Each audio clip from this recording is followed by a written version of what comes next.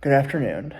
For me, for my research paper, I did the history of the LGBTQ's persecution during, prior, and after the Holocaust. The Holocaust, as we've discussed in class, and as many of you know, is one of the worst events that have happened in the history of international affairs, of genocides, of any of that sort of thing.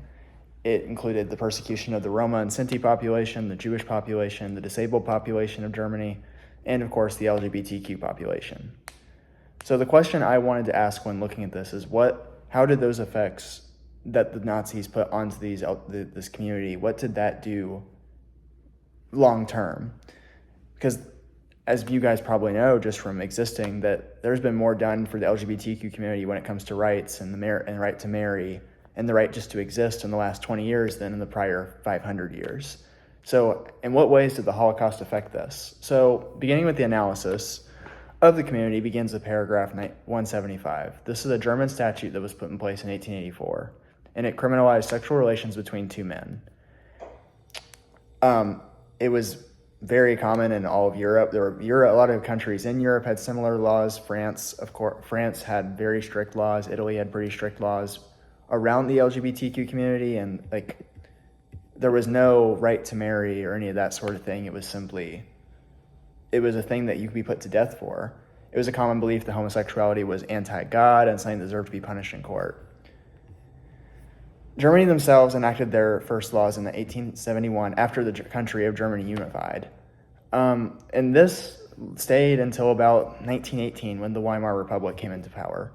They were a very progressive society. The Republic was very progressive when it came to not just LGBTQ lives, but just every sort of social aspect. Women were allowed to work for the first time in the country, and it was okay for a woman to be the head of a household. And norms were finally being broken down. It was one of the first nations in all of Europe to have laws like this. Of course, once the Nazis took power, this was completely reversed. Within a year of the Nazis being put in power in 1933, there were laws put in place that took away the right to marry. It took away the right to exist. It became illegal. You were either going to be faced with up to 25 years in prison, or you'd be put to death for this.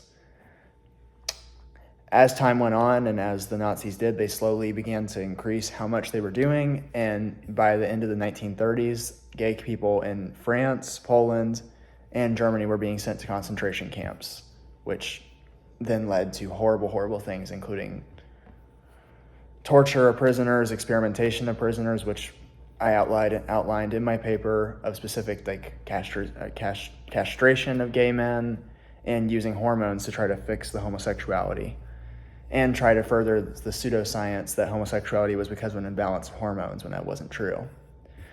After the war, there were a lot of issues surrounding the gay experience during the Holocaust. People were told during interviews to not speak about it, and it left a mark that wasn't going away, because Europe as a whole had not actually grown that much, and the world as a whole, as we know, was not pro-homosexuality or pro-LGBTQ back in the 1940s and 50s. So up until about the 1980s, the voices were silenced. There was no opportunity for people to speak about their experience of what they experienced during the Holocaust. And just now in the 1980s and 90s and in the 2000s have we been able to really see the full extent of what happened to this community. So all that is to say that the Holocaust is an awful event for many, many different groups, but I think the experience of the gay community needs to be highlighted as one of the worst, and the effects lasted long, long, long past the Holocaust. Thank you.